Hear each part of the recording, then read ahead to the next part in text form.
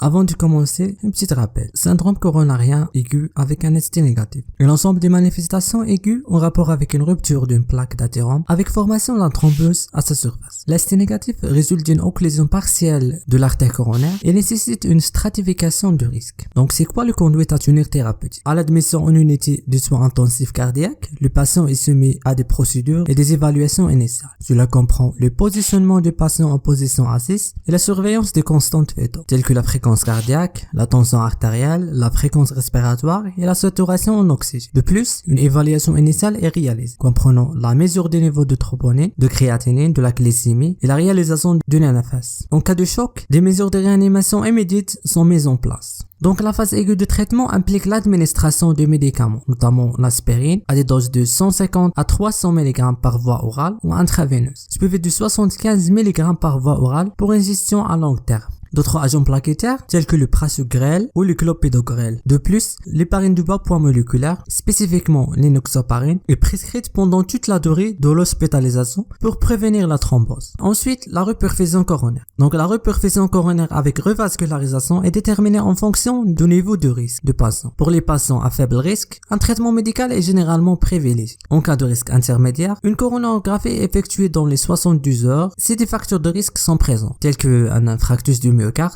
récent, présence d'un pontage ou un stent, ou le patient est diabétique ou présente une insuffisance rénale. Pour les patients présentant un risque élevé, une coronarographie est réalisée dans les 24 heures en cas de modification de l'ECG ou l'élévation de la troponine. Si le risque est très élevé, la coronarographie est effectuée dans les 2 heures en cas d'instabilité hémodynamique ou en cas de présence d'arythmie ou un œdème aigu de poumon, d'alors réfractaire, bien sûr. La thrombolyse n'est jamais utilisée en raison de risque de thrombose blanc riche en plaquettes. Les options de revascularisation comprenant l'angioplastie qui consiste en une dilatation au ballon avec la mise en place du stent. Cette procédure est réalisée sous traitement anticoagulant et anti-agrégant plaquettaire à dose maximale avec arrêt de traitement anticoagulant après la procédure et poursuite le traitement anti-agrégant plaquettaire. En cas de lésion de tronc commun ou latente très tronculaire coronarien, notamment en présence d'une dysfonction ventriculaire gauche ou de diabète, un pontage est envisagé. Après l'hospitalisation, le traitement médicamenteux de sortie connu sous le acronyme basique et NSI. B,